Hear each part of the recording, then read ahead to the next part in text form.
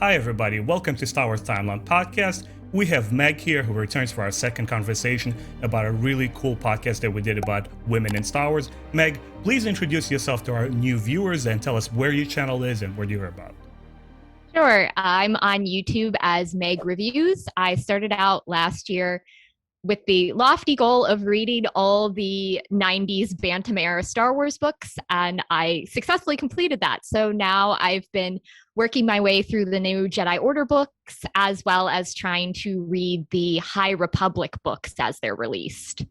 Nice. Yeah. And I think in our last conversations, I mentioned that it would be a very interesting interaction because all of these Legends books are much fresher in your memory.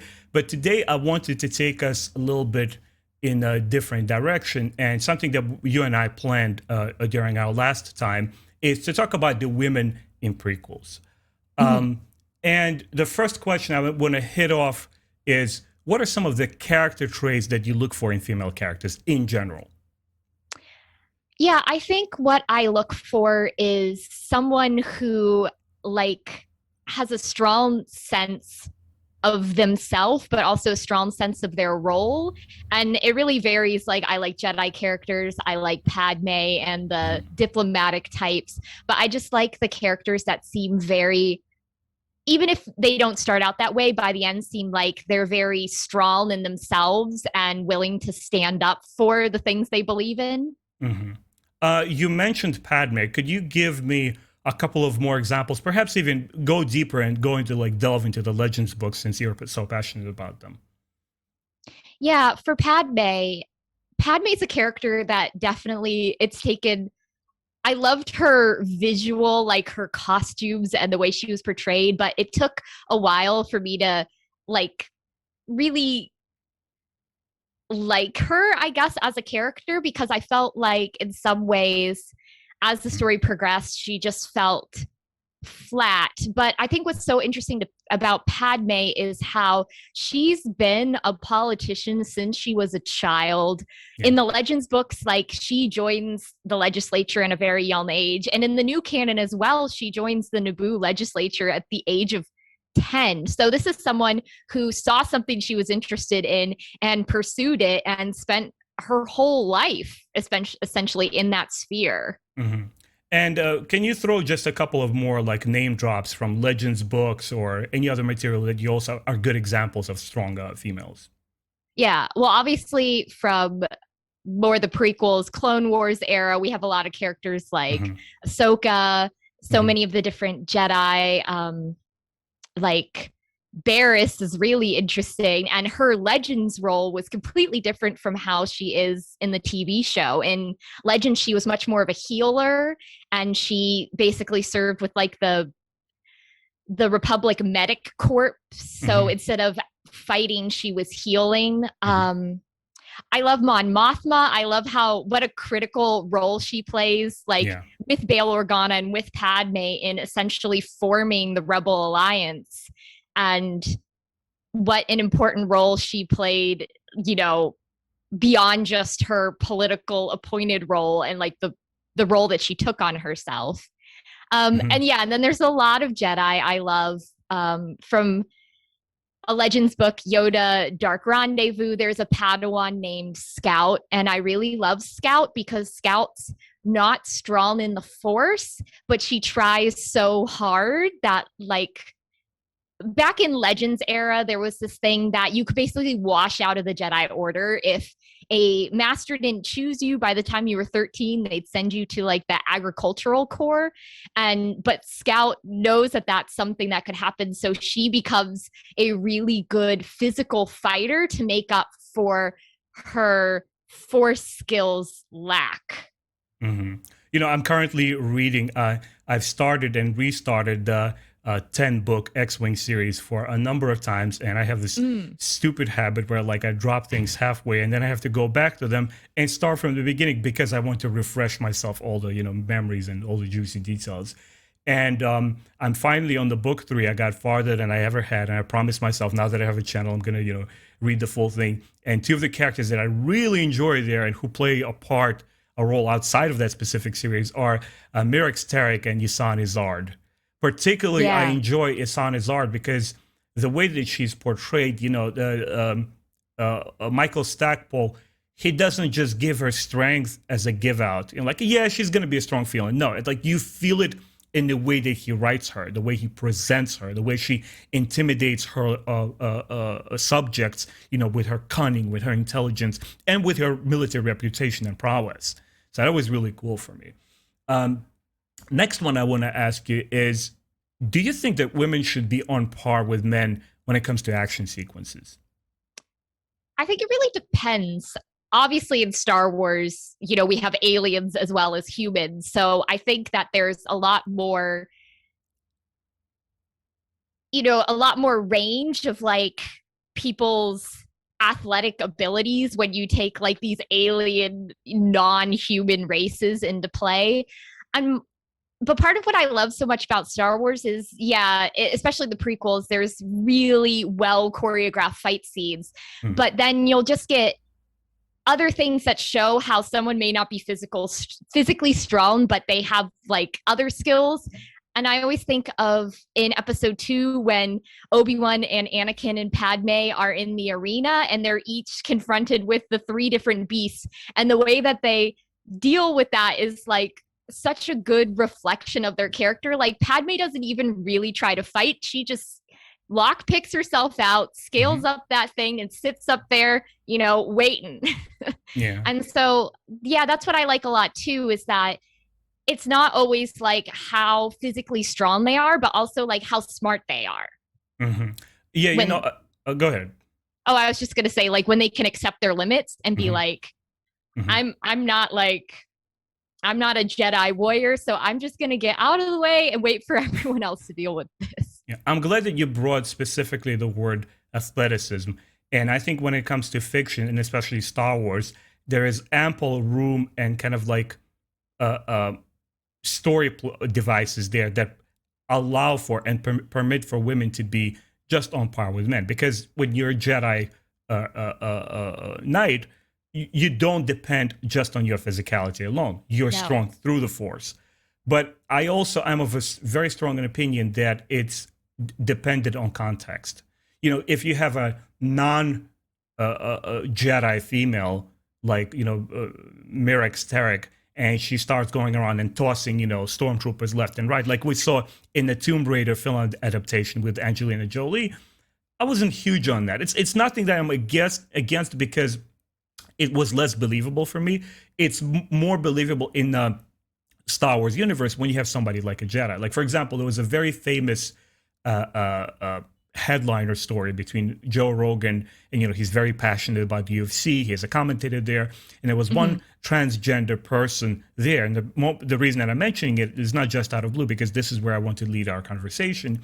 There was this athlete, Fallon Fox, who is a transgender, a male gentleman who transferred into female, and she was competing with her female adversaries without stating the fact that he used to be a he and now he's a she. And Joe Rogan was adamantly against it. He said, well, hold on a second. Physicality matters because you're still built as a man. You have the same bone structure, the same muscle fidelity. And, when you deliver those attacks, just the mechanics of your body give you insane advantage. And Joe Rogan was particularly pissed off that when basically that Fallon Fox person was obliterating every opponent. She was literally breaking other women's jaws. And when the whole story broke loose, they said, well, you stop discriminating. She identifies as a woman now, so it's fair play. And he said, no, it's not. Context matters. That's all I want to say here. The next bigger topic that I want to discuss is Star Wars prequel movies and the books as well predate the modern conversation about gender equality, at least the modern version of it. Were you ever frustrated with any major female characters in either prequel books or prequel movies that and the way that they were portrayed? Yeah, I think Padme. Padme, it was hard for me at first to accept Padme's track, which is obviously she's on a tragic arc. Like she got involved with Anakin. That's not going to turn out well. But for me, it was hard because we see her in the first movie and she's a teenage girl, but she's the queen of an entire planet.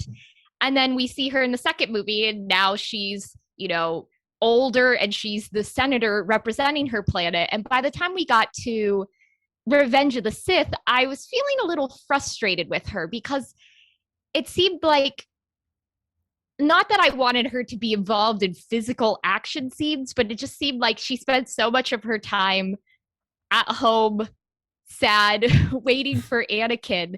And I was like, where'd all her, her gumption and her fire and her, go? And she was like, it took a while for me to sort of come around to that.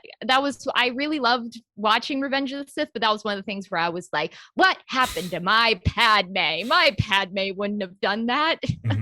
We could argue that Padme in that particular film, in George's vision, she enters a different part of her life, being a nursing mother. We can understand why she's about to have not only a single child, but twins. It's physically, a toll on her. But it's also, at the same time, we could say that she is a vastly different character in the Clone Wars show, because even when she's like pregnant and nursing, she's kicking butt. She never stops being the Padme that we saw in the previous two films, which I felt was a very interesting contrast. I was actually, I think I bring this up in my book review that's coming out tomorrow, where I find there's this, books sometimes have a problem, not books, all media have a problem balancing like a woman's role as mother and a woman's role as an active participant in the plot. And what frustrates me a lot sometimes is someone will have children and they just leave them with nannies or friends or family members. And I know that there's like no good way to reconcile that, but it's like, there's a part of me that is like, but they're a mother. You need to acknowledge their children and not just like leave them. And I think that was part of the problem I had with Padme was, I appreciate the Clone Wars because I felt like it really showed me the Padme that I remembered and expected. And I think Revenge of the Sith Padme makes a lot more sense, looking at her from the point of view of like, she is like at the end of her pregnancy. The physical demands on her body are very strong. And she's also dealing with the fall of the Republic at the same time while she's trying to hide all these physical changes she's going through. Even though we're kind of generally staying on the topic of prequels, I do want to ask you this question in regards to earlier Star Wars novels, the Bantam era and Del Rey era, before we even knew that we ever going to see Luke's and Leia's mother on screen. Did you feel, and you're very well read in the Star Wars Expanded Universe, guys, whoever is watching this right now, stop everything you're doing, come back to this podcast later, go to Meg's channel, I provide the links below, and just hear her talk about Legends books and then try to like compare your knowledge to hers. The point is, like, did you feel that before, especially during earlier Bantam era, those novels were a lot more male-centric than the books are today? I did. I felt like there were obviously female characters that I really loved and thought were really strongly developed, like in the X-Wing series, some of the characters that came out of Timothy Zahn's novels. But I felt like on a whole, it was a lot of guys, very male heavy, which, I mean, the original trilogy, we don't have very many women on screen, but I do remember feeling like I didn't see a lot of characters who I could have really felt were like me. And there were obviously like Jedi characters and Starfighter characters that I liked them and they were cool, but I was always being like, oh, I want someone that feels like me. And I think it's you won't disagree with me when I'll say that it was a different world. We had different perceptions, and when it comes to media and books and movies, it's part of the business is you have to sell it, and you have to sell it to the demographic that is paying attention the most.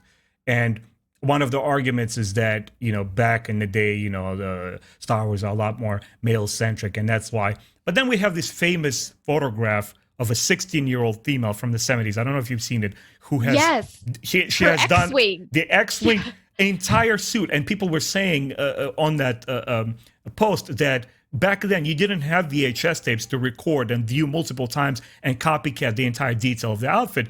She went and eyeballed it and she killed it. And she's standing. I actually posted the picture on my Facebook group saying that, look, this young lady is the boss. She's showing back in the 70s, look, Star Wars is not just for men. Get the heck out of here. Like, we enjoy this stuff too, you know? So that was pretty interesting.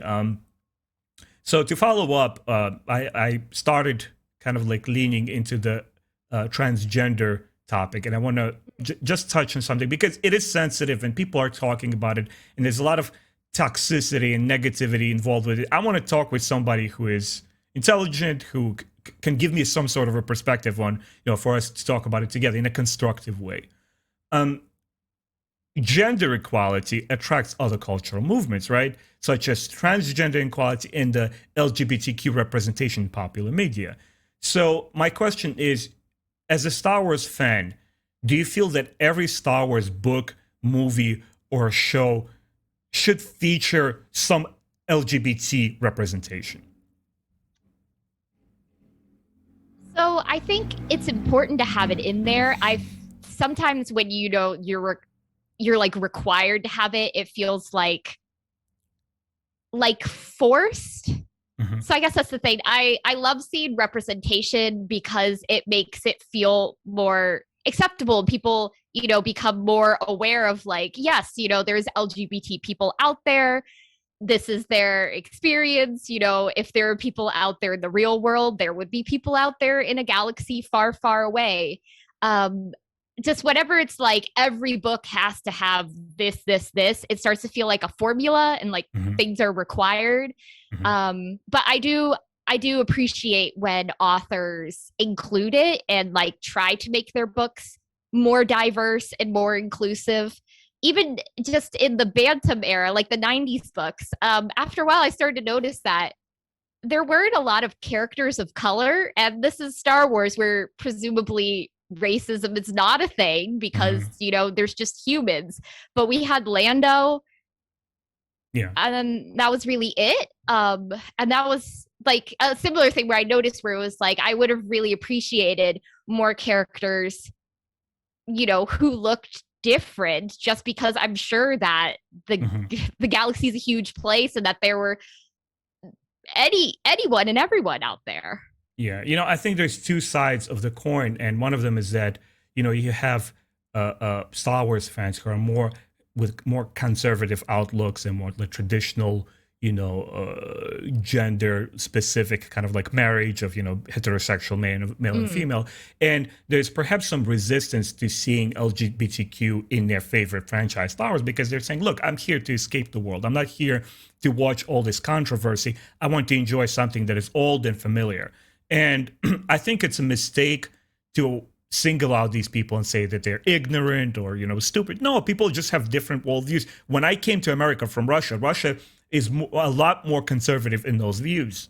And it's not that people are, hateful or go to the street with tiki torches. No, they're not accepting of that because they're not used to these topics, and normalizing things like people who are of different sexual orientation, people who are transferring, doing the operation, and they feel out of their bodies, and now they're finally happy when they go through the operations. It's challenging for some people. And I feel it's a mistake knocking them over the head of it and being like too woke about it and say, well, if you don't agree with this, you're stupid. Yeah.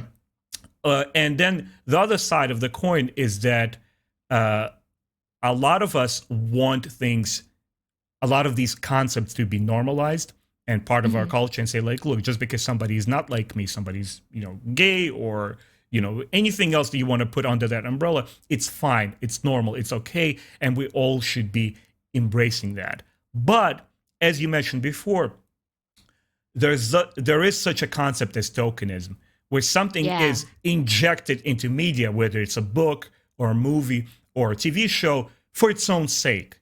And sometimes when I engaged a couple of people, I actually talked to a couple of transgender ladies, and we ended up having a very productive conversation. We didn't end up hating each other's guts. We came to a common understanding that, look, I said, it's all fine. And me as a heterosexual white male who came once again from a conservative society in Russia, I came here when I was 14, and thank God, my worldview has evolved since then.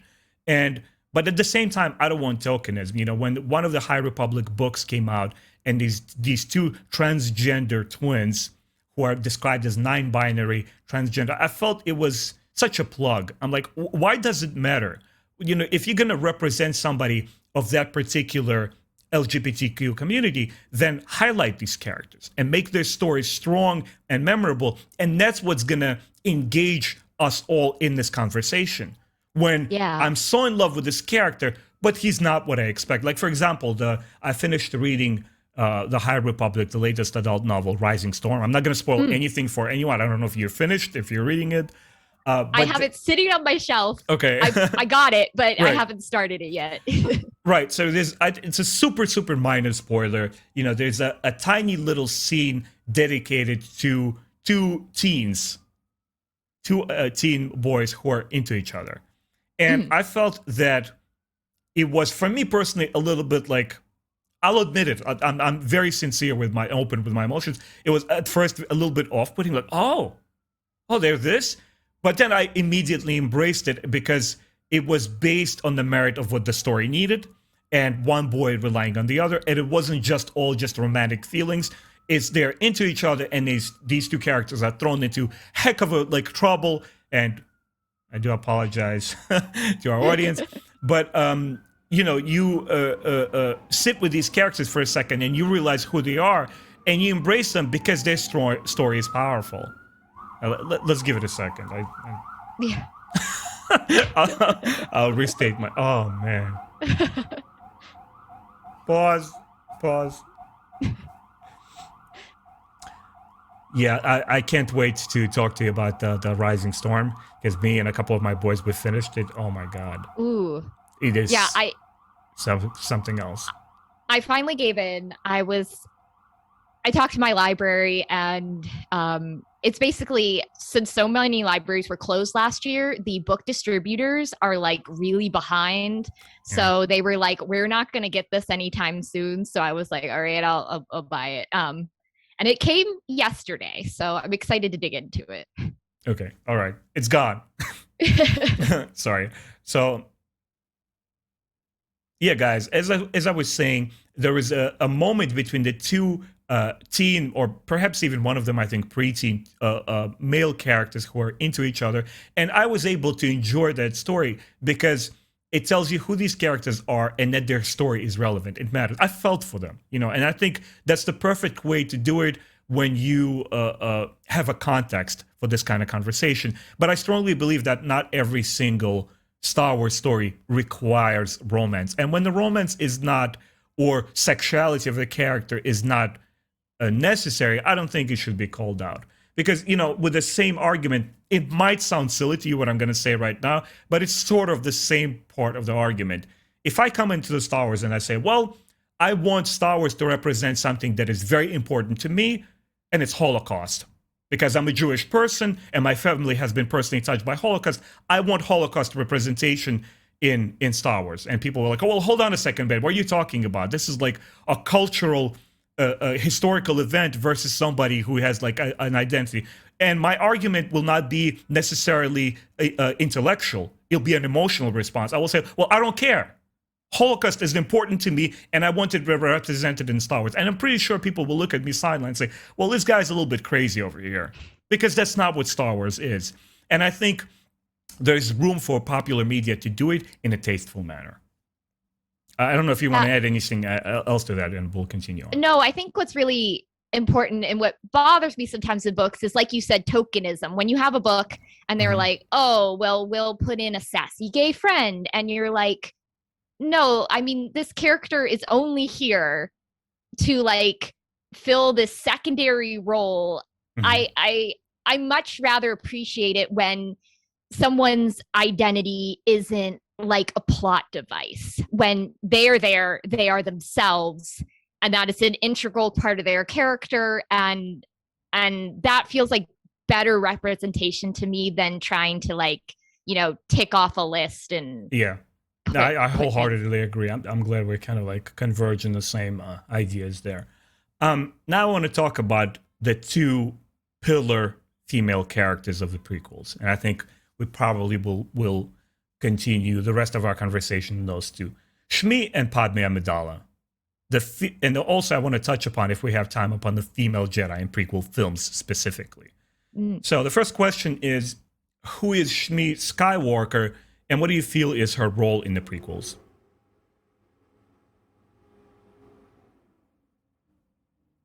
Yeah, for Shmi, I think Shmi,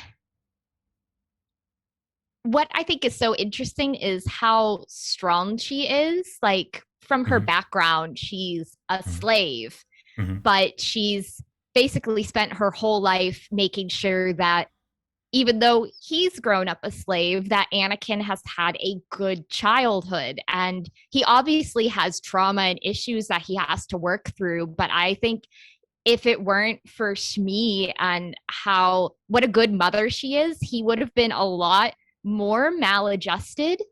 Mm-hmm. It bothered me rewatching episode 1 how the Jedi were like Qui-Gon Jinn was so dismissive of her almost in a way that he was willing to gamble, oh, here's a child very powerful in the Force and we got to take him, and it is perfectly fine to leave his mother behind. Yeah. So I think Shmi obviously is there for a lot of plot reasons. Like she's there to give Anakin something to return to in Attack of the Clones. But I also think that she's so important to like the formation of his character. Mm-hmm. And the Padme YA books by E.K. Johnston. The first one had where Padme was interested in trying to free Padme and other Padme. No, Padme was interested in trying to free Shmi and other slaves on Tatooine. I felt like that plot line was a little underdeveloped because she basically sent Sabe and it was like, oh, it doesn't work, and I guess political things. Yeah. But I think that was I really liked that someone acknowledging that like Shmi was left in a bad situation. Anakin was rescued, but Shmi was left behind, and that Padme tried to do something about it. And fortunately, Shmi did get a better life. She met Owen Lars's father, but I think, yeah, her role as mother and how she nurtured and raised Anakin is just really important to the Star Wars story. Mm-hmm. I felt that Shmi was a very important concept in the prequel trilogy, but her specific character is a perfect illustration how, in my personal opinion, the writing was not very good in the films. And what salvaged and fulfilled a lot of plot holes in there was thanks to the expanded universe novels. Like you said, you can dance around the fact that Shmi is not rescued by the end of episode 1 with whatever explanations you want to throw. They don't stick. They just don't. They liberated the planet. The Confederacy is not there. The Neumodians leave, right? And the planet is rescued. And when the Jedi, when Qui-Gon says, well, we're not here to rescue slaves. The Republic can't oversee everybody. Okay, in this one particular instance where this young kid is supposed to be the next Force prodigy, can't you make an exception? It's like there's even a meme I saw a couple of days where like Shmi, Padme Amidala is being interviewed by young Anakin. He's like, "You're rich, right? Yeah, you have your own planet. Yeah, can't you like go and buy my mother off?" Like, no, I can't. It's silly, and I felt it was such a wasted opportunity because they hired such a good actress, but every single line that she delivers in the film in episode 1 is only there to move the plot along. They are not strong character lines. They're not character defining lines. There's nothing teachable in those moments. She says things that are supposed to be important. And actually Yoda falls into that same category for me, the same basket bin. He's like, he says things that are smart, but none of it sticks. And I believe it's not because of the character themselves, but because of the poor writing. It's something that is there for me, and I tried to live and absorb these movies for 20 years, and it just doesn't work. Now, Shmi works exceptionally well in Attack of the Clones. I felt that scene where she dies in Anakin's arms was tremendous. I felt something. It's one of the few instances in the prequel movies where I felt something, and her performance was such heartfelt. She's like, "Honey," is that when she touches? Just talking about it right now gives me goosebumps. It was a powerful delivery, powerful line, and it was totally legitimate for Anakin to go in his future trajectory where he goes, because he was unable to save his mother. So I felt there was so much potential to tell a story with her, and I wanted to see a lot more of her interaction with Anakin before he's ripped out from her embrace and taken, to the Jedi Temple. The next thing I want to touch upon is, what was your reaction to Anakin's virgin birth? Because he doesn't have a father. And what was your reaction to the midichlorian explanation? Cool. So that was one thing where I was just, I guess it makes sense to me that the Jedi would try to quantify force ability, that they would be like, some people are strong and some people aren't strong. And I wonder if we can find, but I think it comes down to like the writing, the way it's presented in the movie, his midichlorian count is off the chart. So you're watching, you're like, midichlorians? And the virgin birth too, there's always been mythological and biblical parallels in Star Wars, but I felt like the virgin birth was maybe like too much for me to accept, that the Force wanted balance and the Force created Anakin. But then especially thinking about how that plays out with Order 66 and the destruction of the Jedi Order, and you're like, is this really the balance that the Force wanted? Yeah. It's hard. There's some things, I guess, with the prequels, there's always scenes that I think work really well. I think most of the actors are really good actors. Absolutely. But every time I watch it, I'm like wanting to rewrite the script and like rewrite things, because the dialogue's just awkward. Yeah. With her, specifically on the virgin birth, I was at school back then studying animation and storytelling and all of that stuff. And it was understandable from the beginning that Lucas wanted to touch upon something different. If we see a classical Greek hero archetype with the original trilogy and Luke Skywalker, here Lucas wanted to touch upon the Judeo-Christian myth, the birth of the Christ, the birth of the one who is chosen to restore the world by sacrificing his body. And we could see a lot of those parallels in Anakin, right?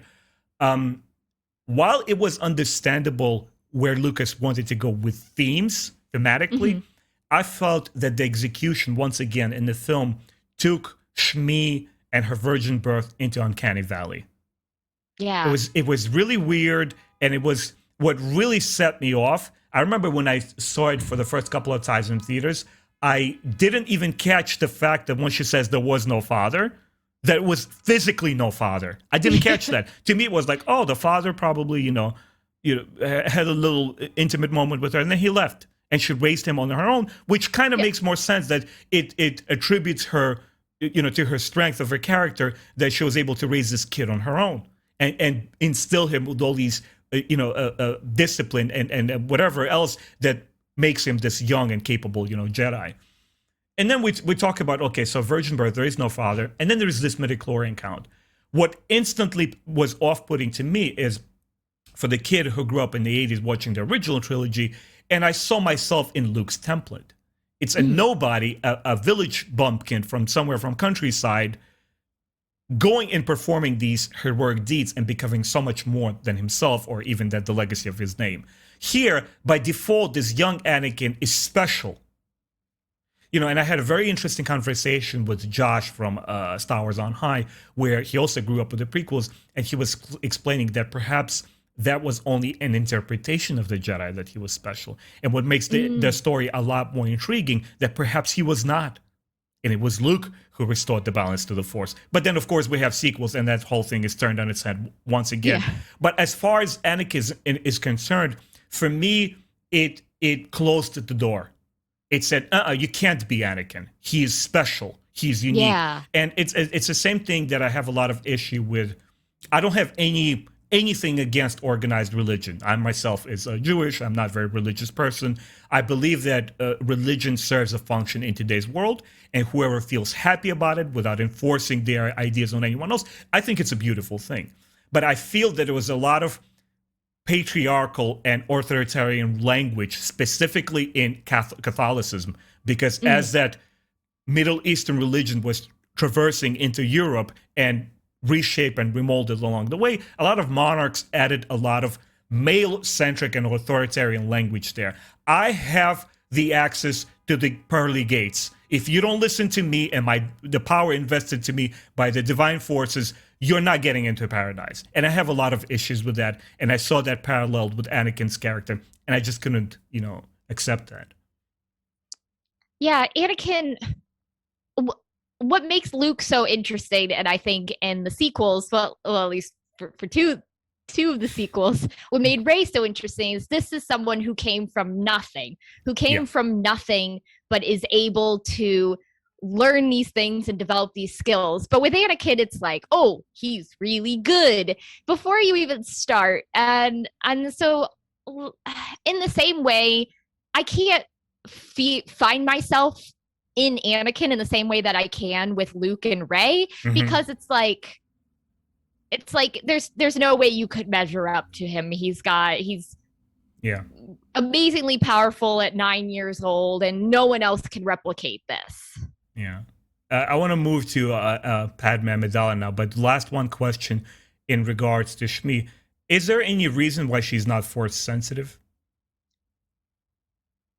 I don't know. I always thought it would have made sense if she was Force sensitive, and like maybe that would explain why she gave Anakin up to Qui-Gon beyond wanting him to have a better life, not as a slave. But if she were in some way able to see what he would become, and I guess too, the Anakin being this Force virgin birth, powerful in the Force, I'm not sure I would understand how that would happen if Shmi herself isn't Force sensitive in some way. Yeah, to me, once again, it's something that a fact that a lot of prequel fans, and more power to you if you enjoy.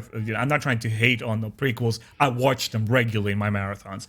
But once again, it's dancing around the fact and giving like a whole list of explanations why, and I just don't see them. She's the only parent of this kid. If midichlorians exist as these small physical single-cell organisms, as Qui-Gon perfectly illustrates in that exposition scene of Coruscant to young Anakin, then by the logic of the film itself, the only person that could give Anakin that is his mother, because she's the only parent. It's not like just midichlorians appear in your body after you're born, because if that's true, then anybody can be a Jedi once again, and the whole idea of a chosen one doesn't make any sense. No. Right? So, and I'll take that thought, which I asked about her not having Force powers. We'll continue with that little story thread. Now let's talk about Padme. Who is Padme Amidala in prequels, and what is her role? Yes. Padme, obviously, when we meet her, it's the young queen of Naboo. So not sort of like a local politician, I guess, if planets are like a local government. She's faced with this invasion, basically a blockade of her entire planet, and has the strength to not only leave people behind who could stand against it, but also then herself go to Coruscant to speak before the Senate requesting help. It's a little funny that she directly starts everything that leads to the downfall of the Republic, but that was probably already in play. I think it was interesting that when episode 1 came out, I don't remember if this was like merchandising or something, but they completely spoiled the fact that she was going to be Luke and Leia's mother. But I think also when you see this character who is a small brunette, you're like, oh, okay, yeah, that might, she's royal, Leia's royal. And then as the movies progress, she becomes the senator from Naboo in the Senate. She obviously meets Anakin. They fall in love. It's like a wartime relationship. And while we don't get to see much in Revenge of the Sith, because I think a lot of those scenes got deleted or ended up in the novelization, she ended up doing a lot of the work that would found the Rebel Alliance, even though that didn't happen until after her death.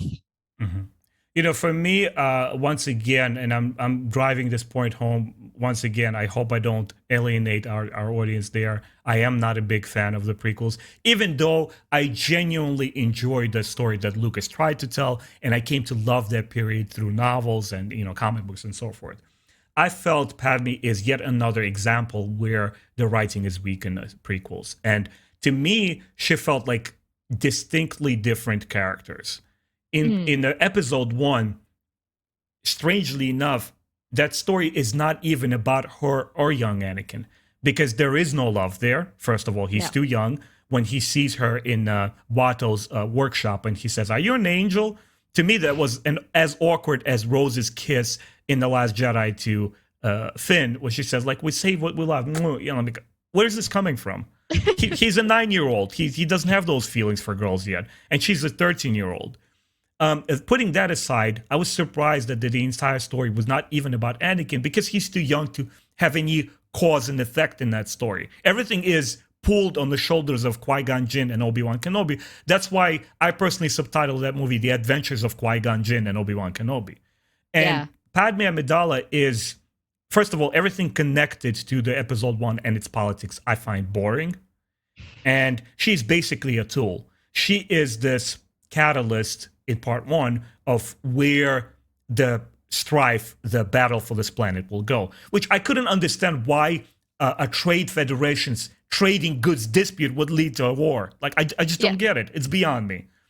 And then, and I do enjoy politics in Star Wars. I enjoy it in the New Jedi Order series. I enjoy it in the X-Wing series when it's mature and it's layered and it has tension, brings tension to the story. I loved it. Here, I felt it was very juvenile, very on the head, and Padme in that context didn't work. She was useless. And I loved Natalie Portman because I grew up with her. She's the same year as I am. I'm born in July. She's born in August. We're like literally 1981, both cancers. She's from Israel. I'm from Russia. Like, I had a crush with her as a kid, you know? Didn't work for me. Now, in part 2, I find Padme is the most compelling figure because despite what everyone says, I felt that the romance was beautiful in part 2. And it was very Shakespearean and very over the top and butterflies everywhere. And a lot of people that have language issues with the way the dialogue is written in Attack of the Clones, I personally like it. I found that it was meant to be like reading from a children's storybook of maybe like Brothers Grimm or something, or the young man, you know, under that balcony with a serenade with a lightsaber trying to charm her and everything like that, you know? So to me, that worked a lot. There was sexual tension there. There was genuine love when she says, you know, they're being taken into that Coliseum on Geonosis. And she says, "I truly, deeply love you." And she kisses him. To me, that cemented their relationship. And then we're back to episode 3, where Padme is a princess in distress without being in distress. Yeah. Because she's not dying until Anakin kills her. And while, you know, the reason that we talked about Shmi in the beginning, while I felt it was completely reasonable and the reason enough for Anakin's failure to be a catalyst to turn him into this dark side user, because for him, from that point forward of failing his mother and not being able to rescue her, it's never enough for him. He will always see himself as a failure for the rest of his life. And that's the tragedy of Darth Vader to me. That was completely enough. If Lucas invested a lot more time developing that relationship, and then the separation from the womb of the mother's protection would have been such a wonderful story. But now we hear Anakin operating from the fact that he is afraid for his wife's death. And until the moment that it really happens, she's telling him, like, it's just dreams. Yeah. It's just visions, and they even Yoda admonishes him that it doesn't always comes to pass. You know what I mean? And it didn't just work that she became this, as you said, this mother hen. She's there, she's nursing the babies, screw the Senate and all this stuff happening. She only has one comment, and that's how the Republic falls with with a thunderous applause. So for me, she didn't work. If you want to add anything, please do. Yeah, I think with Attack of the Clones, I initially I had questions about Anakin and Padme's relationship. That was basically just what does she see in him? But talking with others, I realized that both in Legends and in New Canon, Padme has never had a childhood. She's pretty much from a very young age been forced to act as an adult because she chose to go into politics. And so I think Anakin, he makes her laugh, and he's a fun guy, and that's part of the appeal of Anakin to Padme, is that with Anakin, Padme gets to be the teenage girl that she never got to be. And it makes a lot of sense to me that they would get married, because this is, at that point, a wartime relationship. And in times of war, people, they after a very short period of time know, I love this person, I want to spend the rest of my life with this person, and they'll get married. So that made a lot of sense to me. Yeah. I guess for Revenge of the Sith, what I was wanting to see was, instead of Anakin doing all this stuff, turning to the dark side, joining Palpatine to stop Padme from dying, spazzing out, basically. Yeah, that there had been more of this, Anakin has always sided with Palpatine, and Padme is telling Anakin, I don't agree with what he's doing, I don't agree with his choices, so that them falling apart was more the sides they chose to fall down on. And then I feel like that would have made more sense, that he would have been you betrayed me, if she completely disassociates herself from Palpatine and instead was choosing to side with Mon Mothma and Bail. I guess that's one thing that the prequels we get no sense of. I don't understand how the Senate works. It doesn't seem like there's political parties or anything. It's just everyone arguing with each other, and it's every planet for itself. And other than the Clone Wars, when we had some of them secede and join the Separatists, it doesn't seem like there's really any big factions at play, other than I guess the Trade Federation and those groups. So I like political stories, but I feel like with the prequels, you're always trying to make sense out of it. And what does make sense, what complements it really well, once again, it's the books. And sometimes it's challenging to talk to diehard prequel fans, because the lore between the books and the movies, it's starting to entwine by now. It's been 20 years that it's hard to separate. And when you try to make points on the grounds of what's in the actual script of the film, people don't accept it. They start arguing with you, and it gets really, really nasty. Well, you don't know what you're talking about. Yes, I do. Because I was watching the movies and I was reading the books parallel to them, which were not a lot of. One of the first books that comes out in the prequel era was the Jedi Healer. Remember the MedStar duology, which completely blows your mind. It has a female Jedi character, which actually a point I want to get to. Next, I'll shut up there. But the next point I want to talk about is the concept of celibate Jedi and the forbidden love. So the question is, do you find the concept of Jedi celibacy consistent with the original Star Wars films?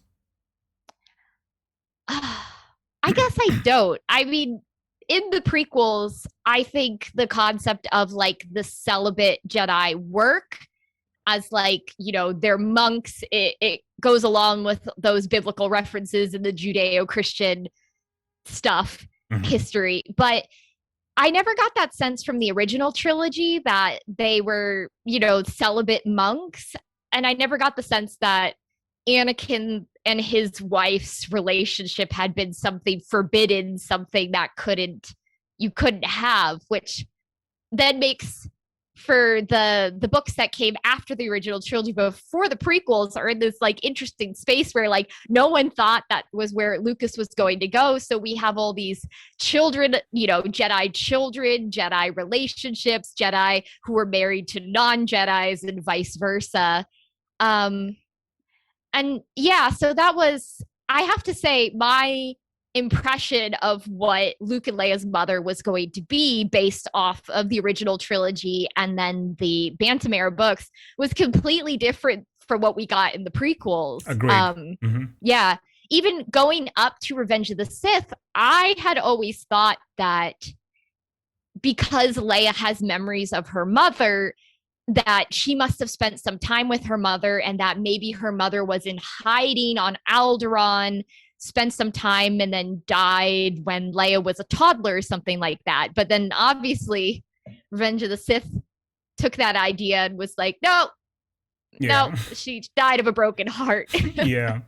So actually you kind of like led me into my next question. Was it necessary for Padme to die at the end of the Revenge of the Sith? I don't think it was. I mean, if she dies just so that the kids could be separated, I don't think that's necessary. And I think it connects a lot better with Return of the Jedi if Padme is still alive at the end. I mean, we know that she doesn't survive to the original trilogy, but just that she's there because Leia seems to be very much aware that she was adopted. And I think taking the interpretation that she remembers her mother and she was beautiful but sad when she only saw her for like 5 seconds as a newborn doesn't work so well for me. Yeah, I remember when relatively at the same time the Lord of the Rings trilogy was coming out with the prequels, and of course one of the bigger criticisms that the final Lord of the Rings, Return of the King, had was its 40-minute closure. And where Peter Jackson was basically saying goodbye to all these characters. It was a mega huge trilogy, and he was spending the time to bring closure to every character. I felt it was very grating and annoying at the end of Revenge of the Sith, where a lot of things start falling into place because the story needs to wrap up. Instead of splitting the film into 2 movies, perhaps, episode 3, part 1, part 2, and flesh it out more, it felt like Lucas, and a lot of younger fans don't realize why he did that. He was so tired and exhausted from fan criticism, and people said booing him and saying, boo, you suck, prequels. Like, believe it or not, that was the deal back in the day. Fans hated it.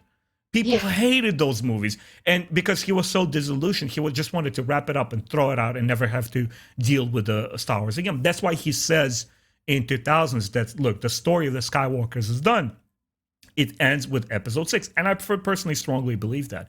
But anyway, back to the topic of Padme dying at the end of episode 3. I felt it was very contrived, and it was there just to fulfill that little thing and say, okay, yeah, that's what happens at the end.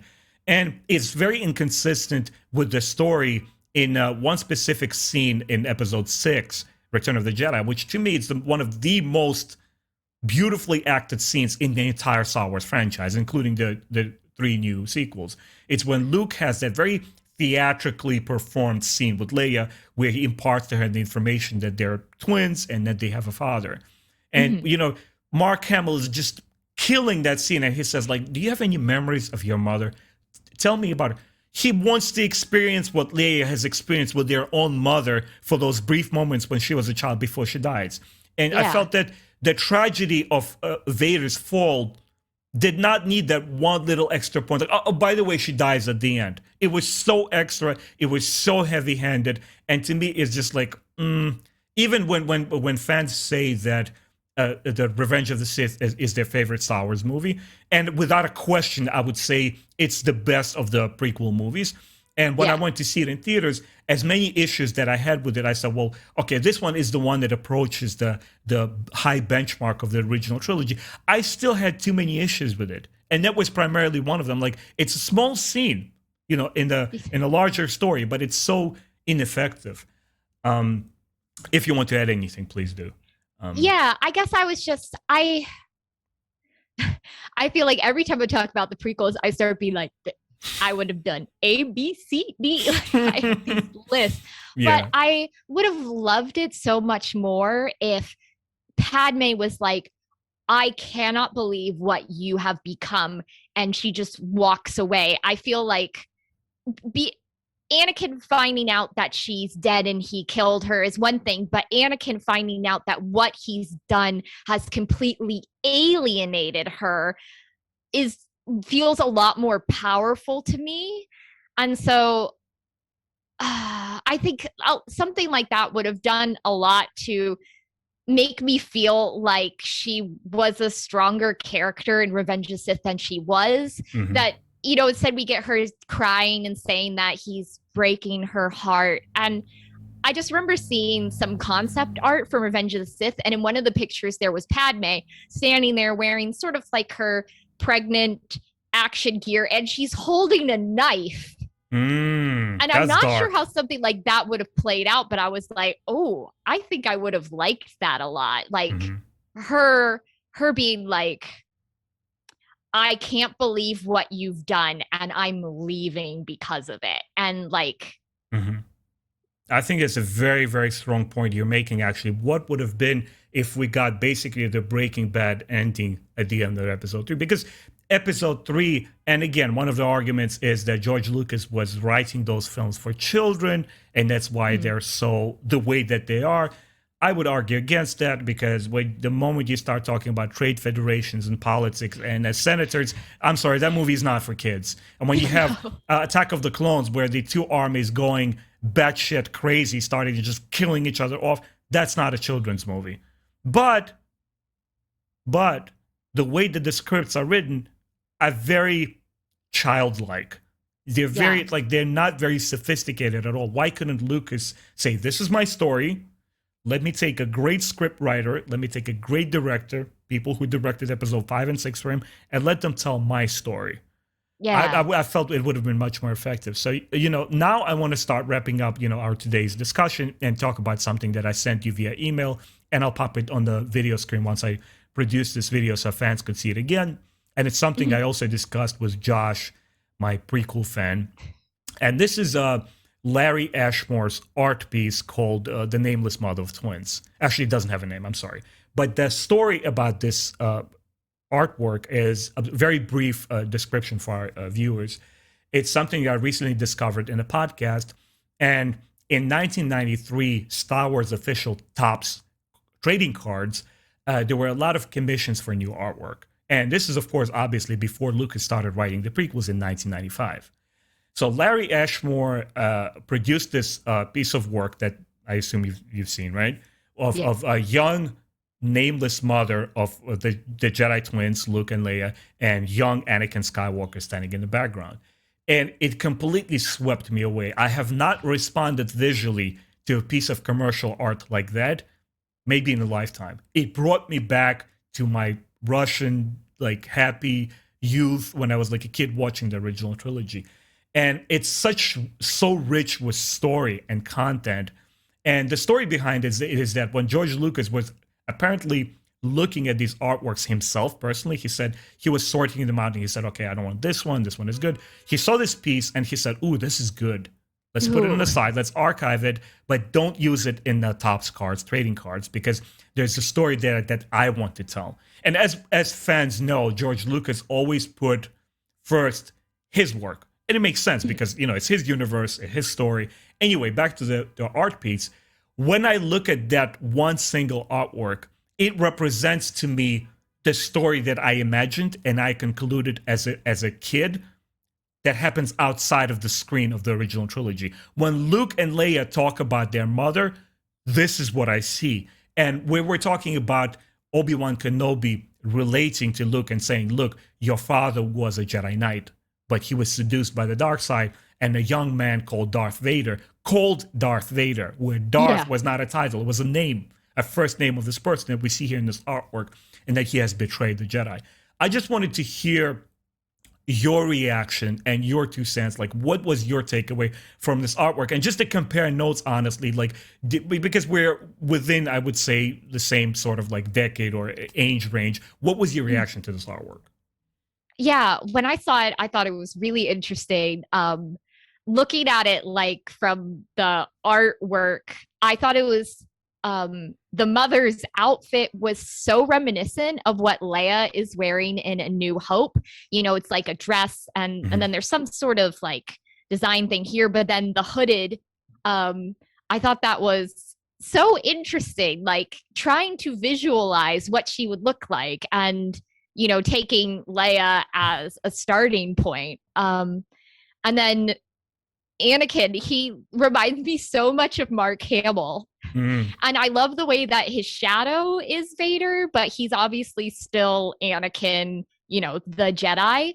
And it just raised a lot of interesting thoughts I had before the prequels came out, that he's so surprised to learn he has a son. And that does make me wonder, like, did he, well, I guess the way the picture presents it almost makes it seem like he knew he had a daughter, but he thought he lost her and his wife. And it was like, it reminded me of all the different ideas that I had come up with on my own of like what the story must have been like before A New Hope and before we got the prequels to say what, George had decided his vision eventually was. Yeah. With this particular artwork, again, it was such revealing of the story that could have been. And it's something that I talked about with both of my interviewees, Dante and Josh, is that for me, the prequel movies, one of their biggest issues was they went back in time. Instead of telling the story and continuing forward with all the actors when they were young in the 90s, he went back and he revealed the story that we imagined and interacted with as kids and fulfilled it with our own imagination. And I have this whole segment, a podcast, where we're talking about unmasking Darth Vader. Because to me, it's the same thing as trying to explain Palpatine. The moment that of us who grew up with the original trilogy, we saw Ian McDiarmid in the beginning of episode 1, we automatically knew he's the Emperor. Yes, so like, right? That's him. Right? Yes. We knew he's the Emperor. We knew that Princess Amidala and her twin, the double maid, are two different people. We know that she's going to be Luke. There was no mystery. There was no mystique. There was no surprise about it. And the idea of seeing Vader on screen clashed a lot with my perception of who he was, and just for me personally took away a lot from the character. And the last point I want to talk about, we discussed two largest female archetypes, the heroes in the prequel trilogy, Shmi and Padme Amidala. My question to you is, why aren't there any female Jedi in the prequel as a supporting cast? Yeah, I've always found that interesting because obviously you have to go to the books to get them to encounter Barriss and Luminara Undali and what's her name? Isla, the Twi'lek, all the different characters. Like, they're just on screen. Maybe they have one line, and it's very much the story of Qui-Gon and Obi-Wan and Anakin, and then throw Yoda and Mace Windu in there. Yeah. And yeah, I think for me, the prequels and especially the Clone Wars show how much the Jedi went astray, that in an ideal time, a perfect time, the Jedi would be guardians of peace and justice. But with the Clone Wars, they're called to be warriors and warriors only. And like, that's why they fall, because they become so fixated on a part of their role that should not be the focus. Their focus should be much more widespread and much less devoted to, being soldiers. And I wish we could have seen more of the other Jedi roles, because we briefly get to see Joe Caston New, who's the Jedi librarian, and I find that fascinating. She was awesome. I wish we could have learned more about the Jedi archives and what that details. But yeah, it was a little disappointing that they're all just, I guess, essentially cameos, guest appearances, and you really have to delve into the expanded universe to get any sense of who they are and what roles they play, especially for the ones, yeah, like Jocasta, like Barriss, who aren't generals in the army of the Republic. Yeah. I think, first of all, Clone Wars show brought a lot more to the table and made the prequel era so much more enjoyable because George Lucas was able to see that Star Wars was never a creation of one man. No. It's Ralph McQuarrie was as much of it. John Williams was as much of it. His wife, who helped him edit the film, was as much of it. And when he opened his heart again to creative criticism and invited all of these giants of storytelling, including Dave Filoni, that's where he thrived as a storyteller. He guided them. He had a clear vision of what he wanted, and they were able to execute. But the reason that I asked you this question, it unfortunately pinpoints all the issues with the prequel trilogy. The fact that there are no female characters of any merit aside from Padme Amidala. Yeah. The thing is, it was a different era.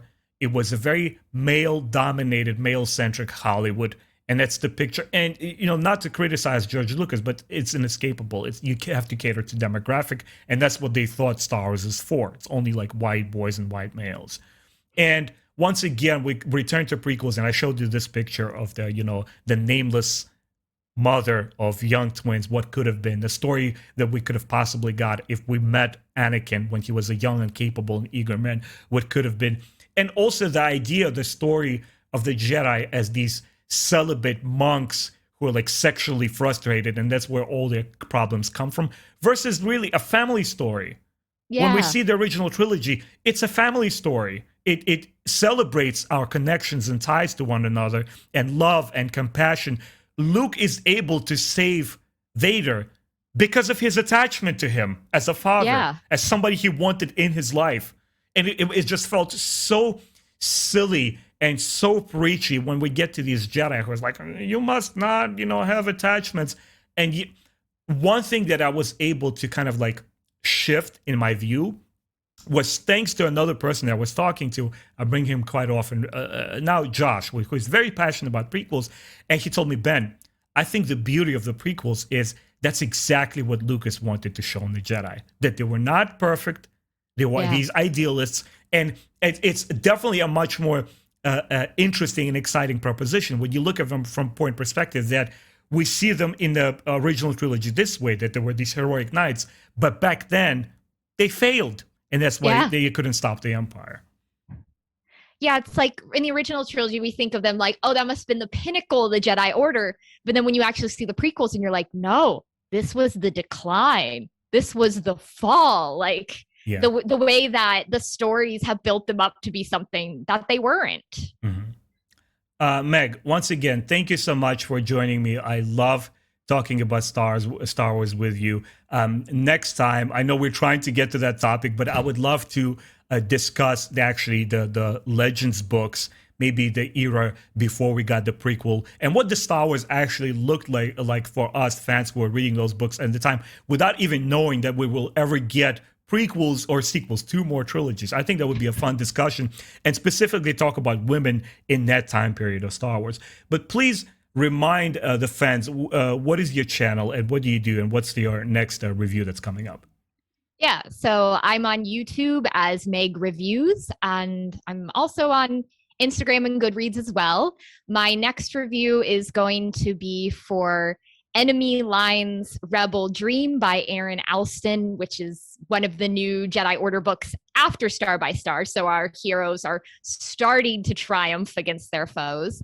And I have gotten the next 2 High Republic books, the middle grade children's book and the adult one. So I'm excited to crack into them and review those as well. Yeah, I would love to talk about the Rising Storm. I just gobbled the book up, and I can't wait to hear your thoughts. Once again, thank you so much, guys. Please go and check out Meg's channel. I think she is the authority when we're talking about Star Wars Legends books. She knows her stuff through and through. Once again, you have been watching Star Wars Timeline Podcast. My name is Benjamin. You've been listening to Ben and Maggie talk about Star Wars, two passionate fans. I do Star Wars comic book and book reviews, character highlights, lore videos. If you enjoy this content, please support us both. Like this video, subscribe to my channel. Please go check out Meg's channel, like some of her videos and stuff like that. And we will see you next time. Take care.